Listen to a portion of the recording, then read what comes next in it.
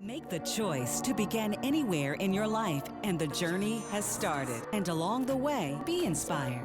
Listen to the stories by joining the president of Howard University, Dr. Wayne A.I. Frederick, on The Journey.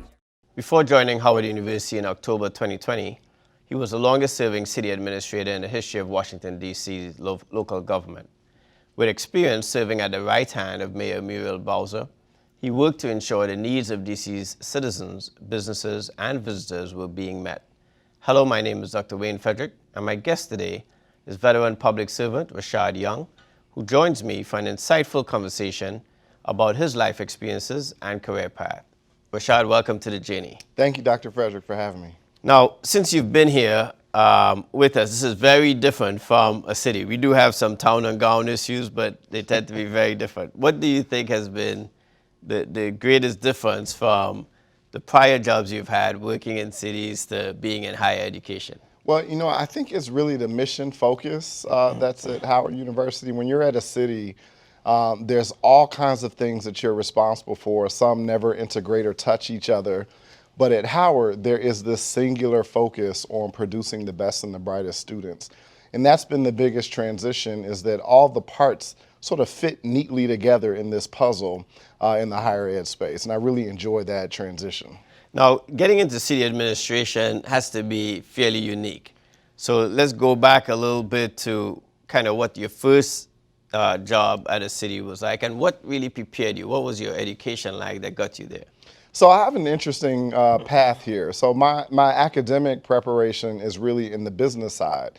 So I have an undergrad degree in business and an MBA as well. And I started in local government at the ripe age of 18. And I happened to have gotten this scholarship to the University of Dayton, named after the civil rights leader, W.S. McIntosh. And that scholarship gave me an internship in city government. So my first experience in government was as an undergrad student working at City Hall in Dayton, Ohio.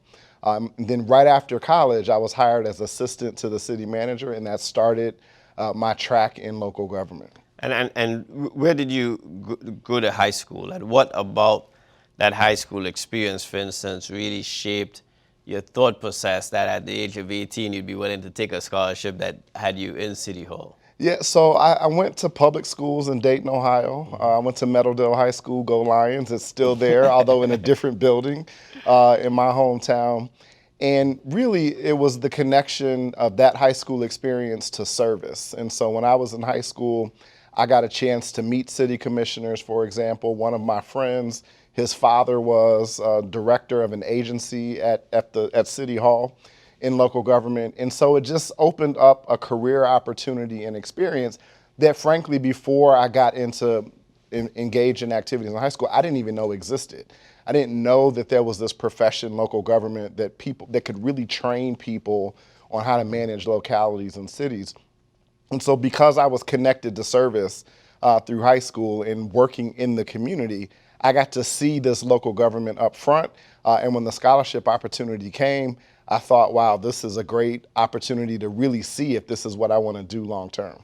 And in Dayton, I would imagine that the issues were unique and different to the jobs you would take subsequent to that. So we're going to go through the three cities and kind of contrast, or I should say the four municipalities, because Yes. I believe there's a fourth one in there. So let's start first with Dayton. What about Dayton's either challenges or opportunities were unique? So Dayton is where I think I cut my teeth in really urban management. Dayton's history has been a manufacturing town. Everybody who is from Dayton for multiple generations had a family member that worked at General Motors or Frigidaire, mine included. My grandmother worked for GM. My mother worked for the factory at NCR, who now makes ATM machines. And when the economy started to change and the auto industry started to change to globalization, all those factories closed. And so Dayton became a city that was really struggling with what its economic identity was going to be. There were lots of jobs that were cut. The city shrunk as suburban sprawl took place. And so managing in that environment of a shrinking urban city that has high needs was really, really difficult. Right. Now you contrast that with a city like Greensboro, where there were some similarities, in Greensboro, they were a textile community, and so they made furniture. High Point University, High Point, North Carolina, where High Point University is. Yeah. Everybody in Greensboro made furniture, and in High Point made furniture, and that city too went through a renaissance, and that's actually where I got my first inkling of what higher ed could be. In Greensboro, they had 5 colleges and universities in the city. And so the university presence really is what drove the economic renewal in Greensboro. Research, human capital development, attracting jobs with a pipeline of a workforce. And so that was really unique. And I have some experience managing through that at Greensboro. Now, Alexandria, totally different. A suburban, urban community. High development, building, renewal, everything in Alexandria was about land use. And so that was really the opportunity where you had a lot of resources, it seemed like, particularly as compared to my other communities, that you could really do some visioning about what you're going to build and create some placemaking opportunities.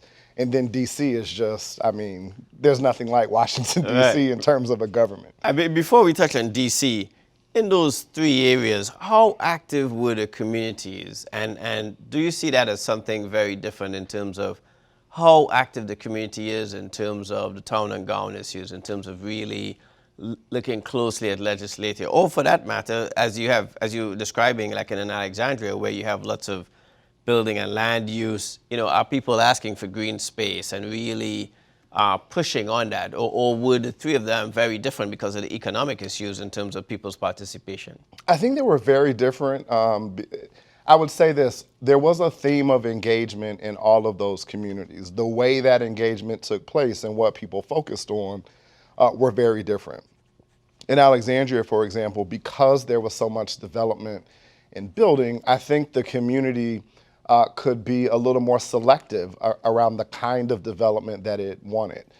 Green space and sort of what the traffic impact would be. In Dayton, if a company said that they were coming, I think everybody was jumping for joy, pounding on the table, let's get it done. And so the community engagement took a different flavor, really based upon what the issues were in that community at the time. But all of the communities that I've worked in have been highly engaged, both from the citizenry to the business community, whatever the assets were in those communities, really paid attention to what was going on at the city level, what the legislative impact would be in those respective, states, and people really, whether they were at odds or swinging in the same lane, really were trying to be connected and establishing a vision for how that community was going to develop. Now, I moved to Washington, D.C. in 1988, and there's a lot to love about the city.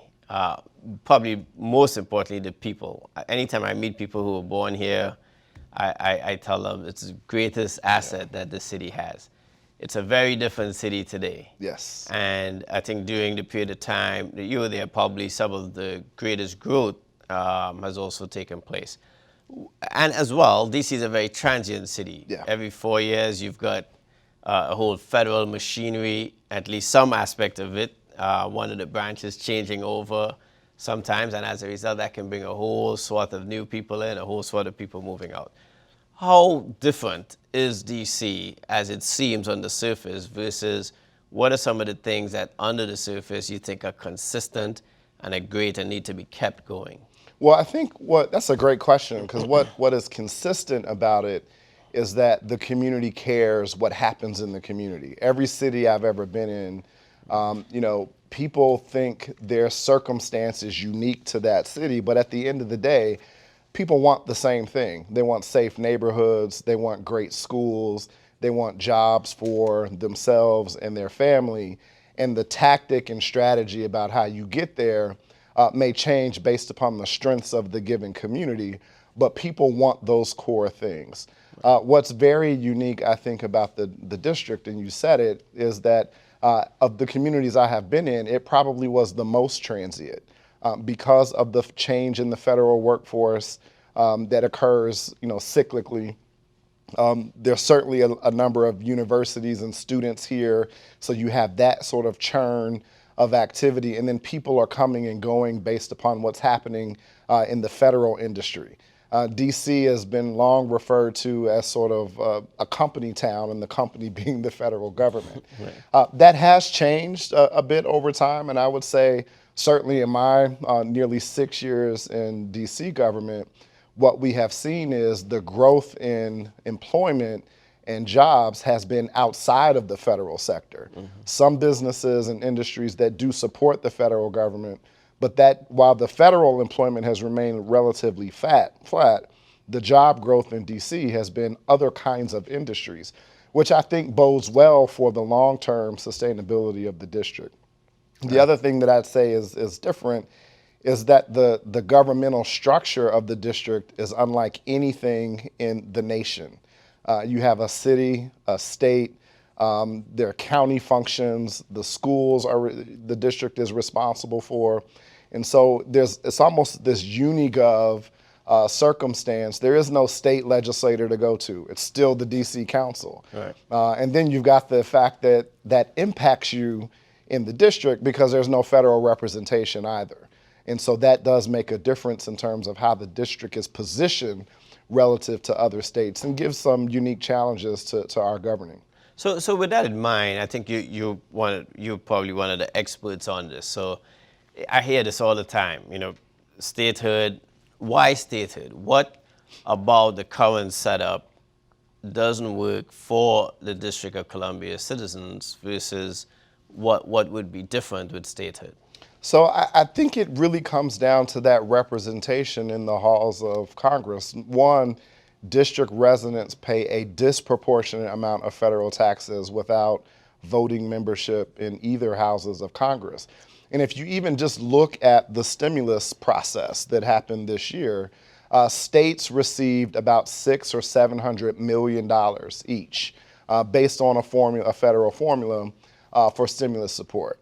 The District of Columbia didn't get that resource, missed out on $700 million, in part because there's nobody in Congress, there's no senator that can say, if you get it, Maryland, and you get it, Virginia, then DC should get it too. Right. And so when funding decisions are being made and choices are being made, you don't have an advocate other than our delegate, Eleanor Holmes Norton, who can't vote in the House. But you don't have voting representation to ensure equity and to ensure that DC gets treated as other states do in the country.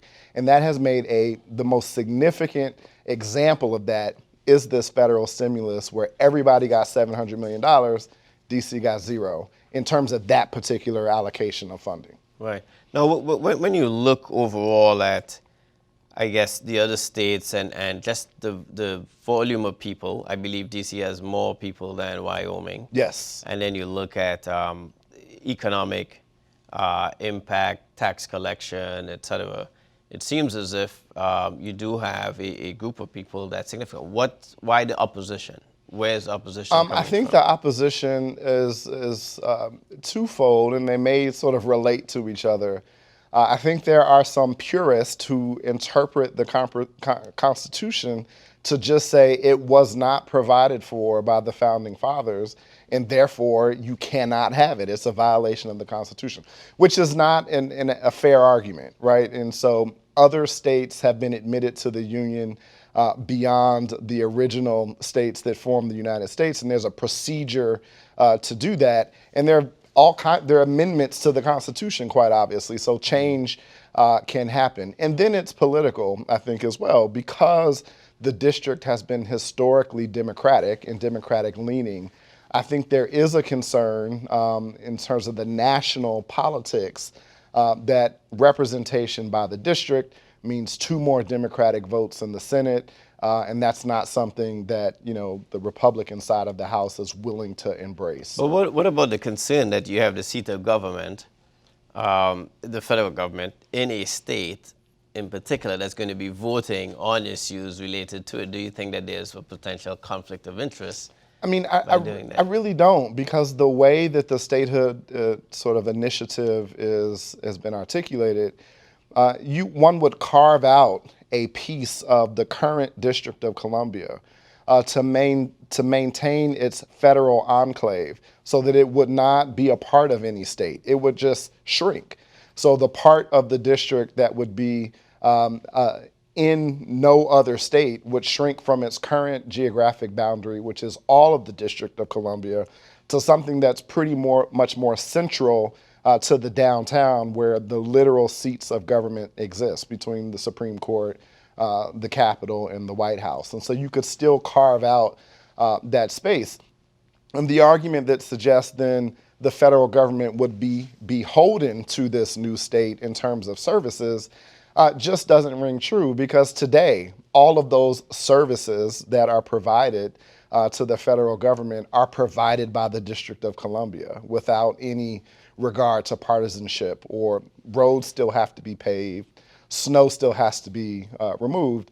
And to not be too technical in the sort of jargon, there's concurrent jurisdiction between the federal government and DC all over the place today. You know, Rock Creek Park, for example, is a federal road. It exists in the District of Columbia. We figured it out, how to do each other's part without conflict. And so that could happen in the new state as well. Good. Well, I'm sure my listeners are going to appreciate that, because this is obviously a hot topic, and getting into the technical aspects of it is helpful. Switch gears a bit. Yep. You're here to help me with strategy. Yes. We built the strategic plan ahead of time. I confess that I'm not always crazy about strategic plans, because I think they live on shelves, and I think the best strategy is to be constantly trying to improve yourself. And you weren't here for the building. Talk a bit about your own planning and strategic philosophy, and then we'll get into the strategy of what we're trying to do. Yeah, so I always think when you talk about strategic planning that you just simply start where you are. Oftentimes when we talk about building a plan and executing the plan, there are all these things that you feel that are insurmountable. Oh, if we had better data, or if we could organize differently in this way. But the key is that you really just have to have a vision and know where you want to be, you know, whether it's 1, 4, 5, 10 years from now. And you start with the tools and the resources and the strengths that you have on the table now. One of the great things about this plan, and I've been in an organization that has done lots of strategic plans, is that I have not been in an organization where this plan is as living as it is at Howard. If you walk around and talk to anybody, they will say or mention Howard Forward probably in the first 5 sentences of whatever they're going to talk about. So people really are embracing this and taking an opportunity to really think about what this plan means and how it will work for their everyday work. And I think that's an outstanding way to approach the strategic planning implementation. And you obviously came and met a plan. We have 5 pillars. What's your assessment of what's in the plan? So, you know, I think the plan is really about how to move this organization forward and make sure that it is leading and sustainable for the future. The 5 pillars and some 18 initiatives that make up Howard Forward really touch every aspect of what we do in the university, from teaching students and the environment that they're taught in, to making sure that we've got resources to invest in that teaching mission, to efficiency and customer service, to how we address and engage with the community. So it is very broad in its scope, but extremely practical in its application. And so as I have looked at the plan, and I literally walk around with the planning book in my book bag everywhere that I go, so that I can constantly be thinking about the work that occurs on the campus and then other units are doing, how that alignment occurs with the macro plan. And so I really do think from the plan's perspective, it is practical, it is doable, and it's relevant to the mission of the university. And that's what you want in a strategic plan. And as you've built plans for cities, what are some of the biggest risks for strategic plans not being implemented or executed well? I think there are 2 risks. One, that the plan is too static and doesn't recognize evolving circumstances and situations, and then you can't leverage on the next opportunity that occurs. And so the flexibility to sort of think about the strategy in the present day circumstance and opportunity, I think is really important. The second piece to a strategic plan I think that causes some difficulty is that the measures aren't clear. We don't understand what success looks like. And so when you talk about a big, bold vision where tomorrow looks different than today, you've got to be able to define what the goalposts are and how you're going to evaluate your success over time so that you can track that progress. And I think the third thing that's critical here is that you've got to have the discussion about the relevance of the plan in a way where people don't view it as in addition to their work, but central to their work. And so if this is an add-on, a report I have to fill out because the president said that everybody has to fill out a report, or an exercise at budget time, then people tend to view the plan as a secondary issue and not really relevant to their day-to-day. And so you got to talk about it and infuse the elements of the strategic planning in people's daily work so it's not an add-on, but a part of what you're doing to be successful.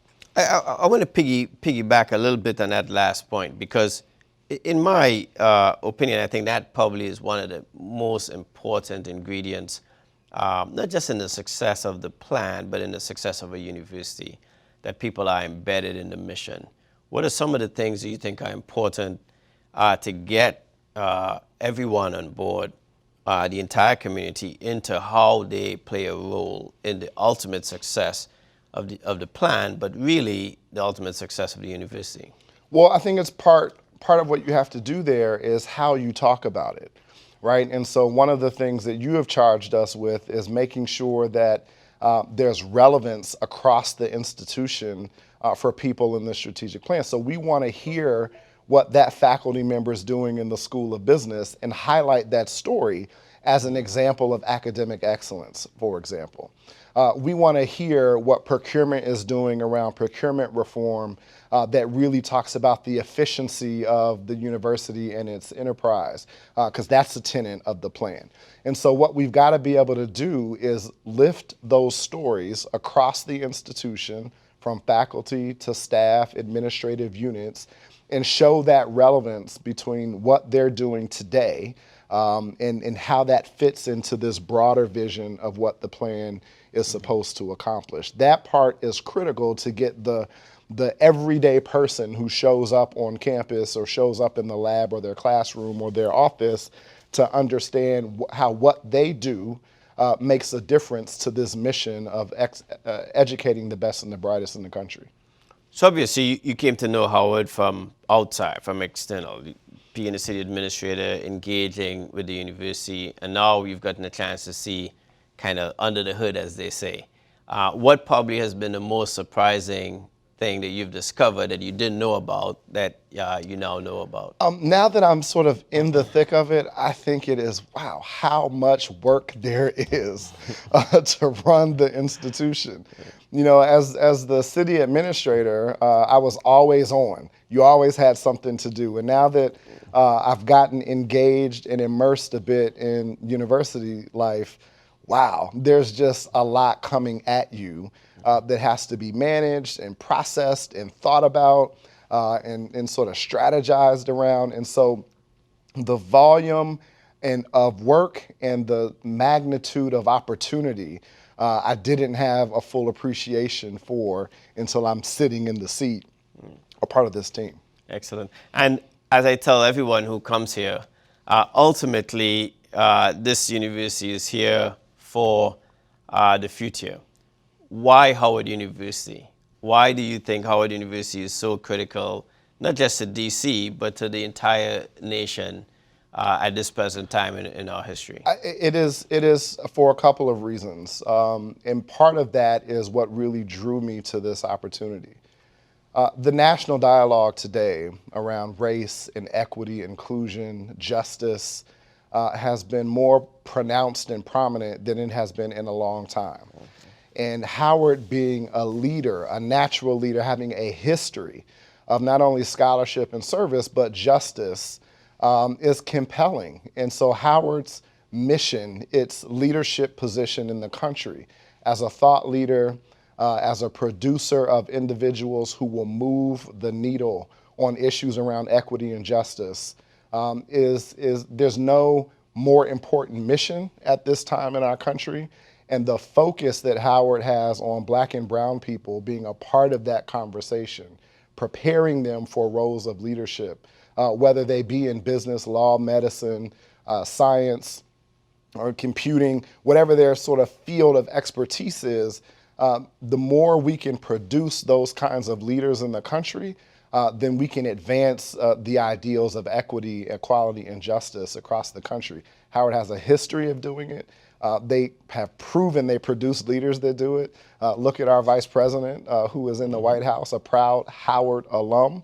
And so Howard is important to the national dialogue and conversation and has a reputation and the stature to lead this effort with many others in the country. Absolutely. Thanks for being here. My guest today was Rashad Young, Senior Vice President and Chief Strategy Officer at Howard University. I'm Dr. Wayne Frederick. Please join me next time on The Journey.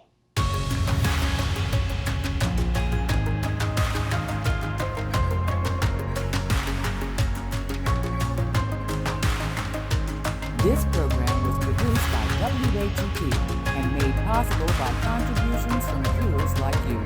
For more information on this program or any other program, please visit our website at whut.org. Thank you.